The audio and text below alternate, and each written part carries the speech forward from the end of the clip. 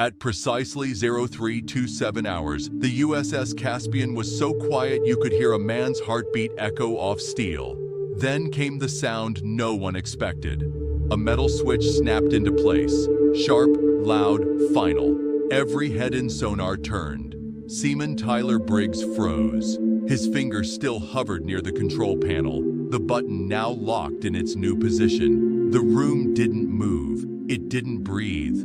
On a U.S. Navy nuclear submarine during a silent running drill, even a whisper was too much. That click echoed like a gunshot. Chief Petty Officer Maddox was the first to react. "What did you just do?" he hissed. I thought I saw something on sonar," Briggs stammered. "I was marking a contact. I didn't mean..." "You broke protocol." Silence again, and then a voice came over the room's comm, controlled, calm, unmistakably in charge. "Drill suspended. All hands, hold position. Briggs, report to command, now." Commander Alan Sullivan didn't shout. He didn't need to. An hour earlier, the Caspian had initiated a full system silent drill. Everything, power, systems, breathing, motion, was under stealth restriction. These drills simulated real conflict, where even a stray electrical pulse could reveal a sub's position. Commander Sullivan, now in his 19th year beneath the sea, had seen every kind of mistake. He was a composed figure, rigid posture, graying at the temples, with a jaw that never unclenched. Sullivan didn't inspire fear by force. He inspired it through discipline. He knew a submarine's worst enemy wasn't an enemy sub. It was ego. It was panic. It was someone thinking they knew better than the system. And tonight, that enemy had a name: Seaman Tyler Briggs. Briggs was 19. He had joined the Navy to prove something. To himself, to his father, maybe even to the country. Too eager, too reactive, too sure he could learn by fire. And now he stood in the command room, eyes downcast, chest heaving, in front of Sullivan. "Explain what you did," Sullivan said, arms behind his back. "I saw a blip on sonar, sir. Looked like a contact. I marked it." "During a silent drill?" "I didn't think it would..." "That's the problem. You didn't think." Sullivan turned to the master console. "What did that button do?" "It activated data capture, logged the contact, and it sent a burst signal through the external relay to the sonar archive." "Which would have done what?" Briggs hesitated. "Which would have triggered a noise spike detectable by any vessel within a 5-mile radius." Sullivan didn't raise his voice.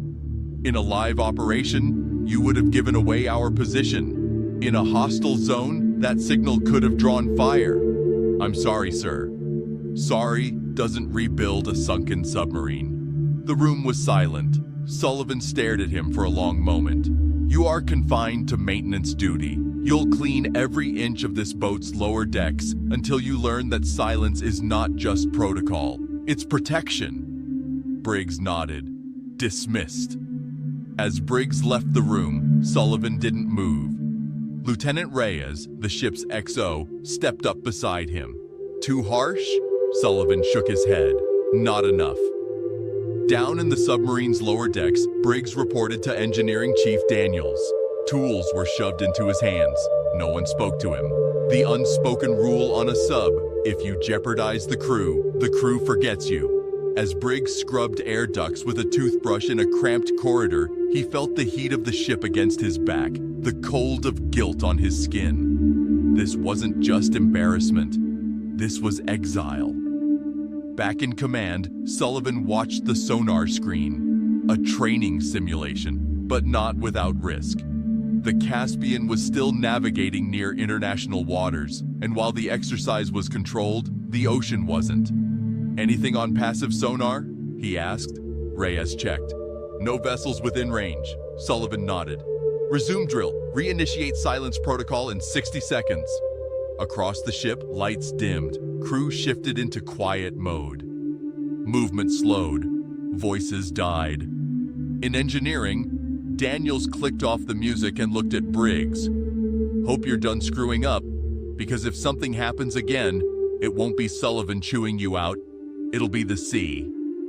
Briggs didn't answer, just kept scrubbing. 50 feet away, a relay monitor flashed for a moment, barely a blink. Daniels didn't see it. Briggs didn't either. But somewhere far above the ocean, a foreign satellite blinked back. Back in sonar, the crew monitored the passive feed. Suddenly, Hughes, the sonar operator, leaned forward. "Sir, we just got a ping, faint, bearing 067. Terrain? Negative, not natural. Replay, a soft wave, metallic, artificial. Depth? Asked Sullivan. Nearly level with us. Could be another sub, maybe a drone." Reyes leaned closer. "Think someone's watching?" "I always think someone's watching." Sullivan took a breath. "Hold silent running. Log the contact. No active response yet." "Sir," Hughes said cautiously, "that signal, it might have been a bounce from our earlier transmission." Reyes turned. "You mean Briggs' mistake?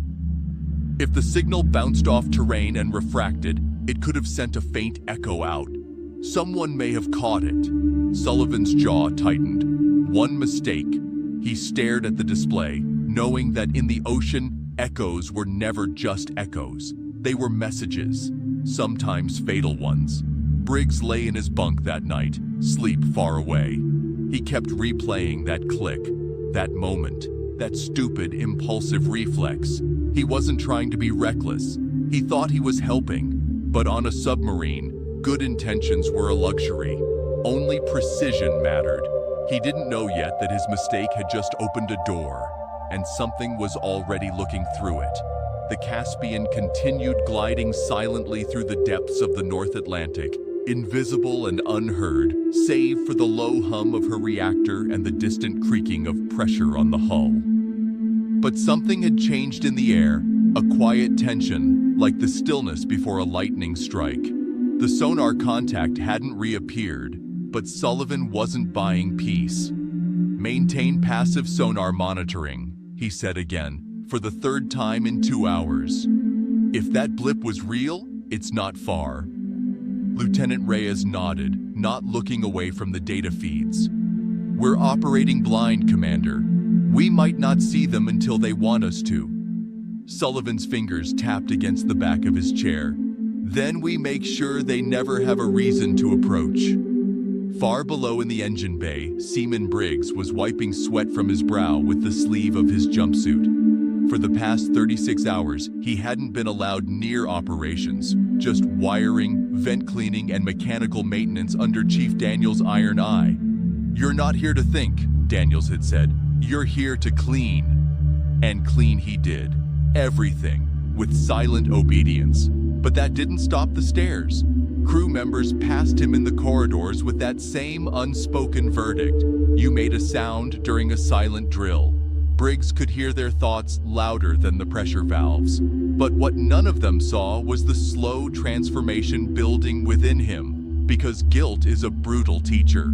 And under pressure, men either fracture or forge. He wasn't sure which he was becoming. 2 decks up, Petty Officer Hughes stiffened at his console. "Contact," he whispered. "Repeat. Unknown contact bearing 071, slow movement, shallow depth, possibly trailing above us." Sullivan was already behind him. "Signature? No transponder, not ours, very faint. Looks like a passive drift, possibly unmanned."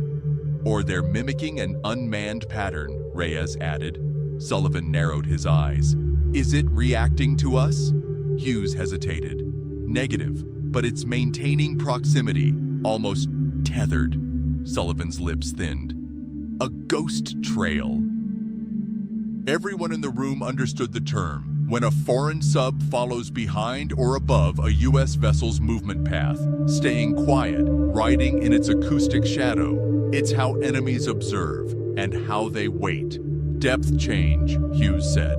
"They're adjusting, 10 meters down, matching us again." That was it. They were being tracked. The control room lights shifted to amber. Silent red drills were routine, but amber meant situational awareness was heightened. Everyone moved a little tighter, spoke a little less. Sullivan issued orders methodically. Drop depth by 15 meters. Trim 2 degrees, bow down. Begin curved trajectory. Let's test their mimic range. The Caspian obeyed. The steel around them moaned softly under new pressure. Contact adjusting with us, Hughes confirmed. That confirms it, Reyes said. They're watching. Sullivan took a deep breath. They're waiting for a mistake. He turned to the room. Let's not give them one. Down in Storage Sector C, Briggs was organizing emergency rations under flickering fluorescent lights when Chief Maddox walked in. You got a minute, Briggs? Briggs stiffened. Yes, Chief. Maddox stepped closer, arms folded. I heard about Sonar's ghost contact. Briggs nodded slowly. Word is, it might have been drawn in by your little slip. Briggs didn't speak. Maddox's voice dropped an octave. This isn't about blame. It's about what you do now. If you've dragged something into our orbit, you'd better start making yourself useful. Briggs blinked. How? You've got a sharp eye. You saw something before Sonar did. Trust it. Use it. Just don't move without orders again. Got it? Briggs nodded. Maddox gave him one last look, then walked out, leaving behind the weight of possibility. In the command room, the unknown contact had done something unusual. It had vanished. Contact lost, Hughes whispered. Sullivan leaned forward. Check for thermal disturbances. Nothing. Flat. Acoustic pulse? Still silent. No pings. Like it melted away. Sullivan didn't move. He simply stared at the sonar screen as if trying to read an invisible language. They're not gone, he said. They're repositioning. And he was right. Minutes later, a soft metallic bump echoed from the aft hull. The entire ship jolted, subtly, but enough to freeze the blood of every crew member. What was that? Reyes asked, already checking diagnostics. External contact, no breach.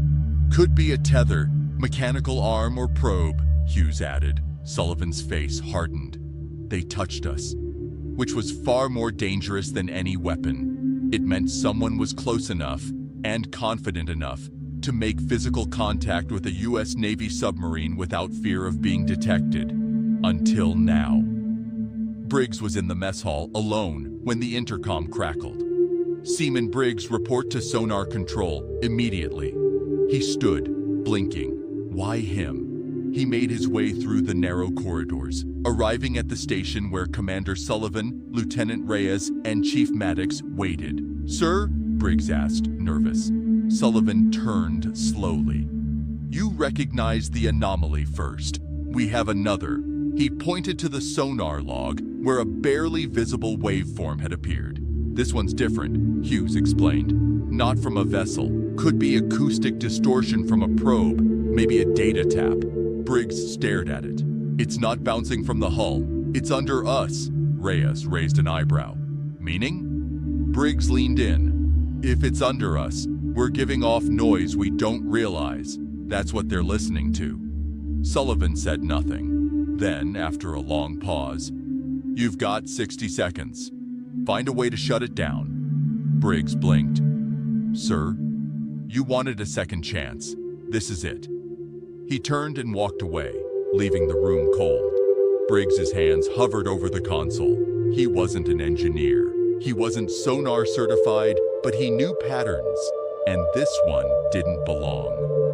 He ran a dampening trace, layered acoustic feedback into the signal, then, using basic resonance theory, redirected the sub's environmental control fans to cancel the detected frequency. The screen flickered. The contact vanished. No pings, no echoes. Silence. Pure, absolute silence. Reyes stared. Did he just... He masked us, Hughes whispered. Sullivan re-entered moments later. Well, contact is gone, Reyes said. Permanently, as far as we can tell. Sullivan turned to Briggs. You just gave us back our silence. Briggs stood still, stunned. Sullivan placed a hand on his shoulder. From now on, your duty is sonar auxiliary. Congratulations, sailor. Briggs could barely breathe, but somewhere in the deepest part of him, He knew he had crossed a threshold, not just in responsibility, but in trust. And on a submarine, trust is the only thing deeper than the sea. 2 days passed, and in those 2 days, the crew of the Caspian returned to full operations, but not peace. The mysterious contact had vanished, and the ship now ran quieter than ever. No drills, no active scans, only passive tracking and internal maintenance. Even jokes in the mess hall were whispered, because no one believed the threat was truly gone. Not Commander Sullivan, and especially not Seaman Briggs. Briggs now worked side by side with sonar techs under Chief Maddox's supervision. His new post was unofficial, but respected. The crew had started looking at him differently, not with suspicion, but with cautious recognition. Still, they didn't speak much, not yet. But eyes followed him now, eyes that expected something from him. At 0400 hours, while Briggs monitored a low-frequency hydrophone panel, he noticed something strange. Not a contact, but a pattern, a rhythmic pulse buried under white noise. He leaned forward, adjusted the filters, and listened again. It wasn't natural, not oceanic. It wasn't a mechanical echo either. It sounded intentional, a signal. He flagged it, handed it to Chief Maddox. "This isn't marine activity," Briggs said. "It's repeating, same interval, every 38 seconds." Maddox played the waveform through the secondary speakers, barely audible. "You think someone's pinging us?" Briggs shook his head. "No, it's not sonar. It's low-band radio, spliced through ambient vibrations, like it's trying to stay hidden." Maddox frowned. "From outside?" Briggs hesitated. "No, I think it's coming from inside the sub." The silence in the room thickened. Maddox keyed the bridge. "Commander, we need you in sonar, now." 5 minutes later, Commander Sullivan stood over the playback console, eyes locked on the signal. Reyes was beside him, analyzing the data stream. "This pattern is deliberate," Reyes confirmed. "It's using the submarine's own ventilation and electrical systems as a transmission medium. A data leak." Sullivan's voice dropped. "Someone is broadcasting from inside the Caspian." Reyes nodded grimly. "Could be a timing device. Could be remote access. Or worse, someone on board is still working with whoever was shadowing us. Possibly Miles's contact?" They all remembered Petty Officer Miles, the sailor from a previous mission who had tried to leak heat signatures via coolant relay. He was in a Navy brig now. Had there been others? Sullivan took a breath. "Start internal diagnostics. I want every data node checked, every relay scanned, and pull internal movement logs for the last 72 hours. Aye, sir." He looked to Briggs. "Good work, again." Briggs didn't smile. "I don't think it's over yet, sir." Hours passed. The ship's routine continued as normal above the surface, but inside, a secret investigation began. Internal movement logs revealed 2 anomalies. The first was in the aft wiring hub. Someone had accessed a restricted maintenance panel 2 nights ago. The second was in sonar. A data port used during training drills had been quietly reactivated, just once. The bridge team traced the movement schedules. Only 6 people had the clearance to be in both places. 3 were accounted for. 1 was Sullivan. The 5th was Lieutenant Reyes. And the 6th, Chief Engineer Brandon Teller. Sullivan's eyes narrowed. "Bring Teller to the ready room, quietly." Teller arrived calmly, gray-haired, thick-bearded, with the slow, heavy walk of a man who had spent too many years in metal corridors. He had served on 5 submarines before the Caspian, decorated, respected, but now something in his eyes was different, tired maybe, or distant. Sullivan wasted no time. "Where were you on April 6th at 2300 hours?"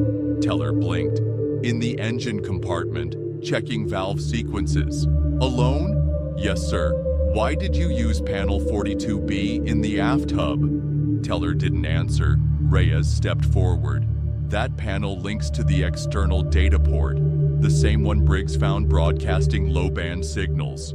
Still silence. Then Sullivan's voice dropped to a low, grave pitch. "Chief Teller, are you attempting to communicate with an enemy vessel?"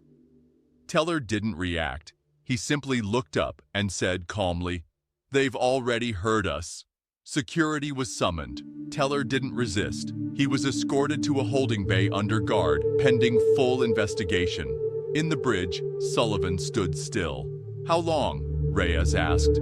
"No idea," Sullivan replied. "Could have been weeks, maybe months. We missed it? No, we ignored it." He turned toward the sonar room. "To think, the only reason we found him is because Briggs was listening closer than the rest of us." Meanwhile, Briggs sat alone in the auxiliary sonar room, going over the signal one last time. He tried tracing it back, where it originated, how it entered the power systems. Then he saw it, an anomaly in the coolant logs. It wasn't just a data leak, it was a command relay, and it was timed. He bolted from the room, grabbing the nearest comms panel. "Bridge, this is Briggs. You need to shut down coolant line 3A? Right now," Reyes answered. "Why?" "It's got an active trigger loop. Teller wasn't just sending information, he set up a delayed sabotage. That line's going to spike pressure to the reactor core." There was no hesitation. Reyes turned to the engineering team. "Kill coolant line 3A, now!" A warning klaxon blared as emergency teams rerouted flow from the reactor. Inside the monitoring room, dials spiked, then stabilized. Briggs collapsed against the wall, breathing hard. He had just prevented a meltdown. Or worse. 2 hours later, the emergency had passed. Reactor readings returned to normal. Teller had been isolated, awaiting military tribunal. But what mattered now was this. The Caspian had been saved by a sailor who had nearly sunk it just 1 week ago. Briggs was summoned to the bridge once more. Sullivan met him at the console. "You don't know this yet," the commander said, "but you've rewritten your record." Briggs stood straighter. "Thank you, sir." "No, thank you." Reyes stepped forward. "If not for you, we'd be dead. Or worse, still sailing blind, bleeding secrets." Briggs finally allowed himself to breathe. For the first time since stepping onto the sub, he felt like he belonged. Not just to the crew, but to something bigger. The silence wasn't empty anymore. It was earned. Silence isn't the absence of sound. It's the presence of discipline. On a submarine, lives hang by threads no thicker than protocol, trust, and quick thinking. One wrong decision in the deep can erase 100 right ones made on land. But sometimes, redemption comes not by erasing mistakes, but by answering them with action. In the Navy, the sea doesn't forget, but it respects those who adapt. If you were Commander Sullivan, would you have trusted Briggs again after that first critical mistake? What would you have done differently? Let us know your thoughts in the comments below. If this story moved you, kept you on the edge, or made you think differently about life underwater, don't forget to subscribe to Authority Watch and hit that notification bell so you never miss another true-style military story from the depths of honor, duty, and silence.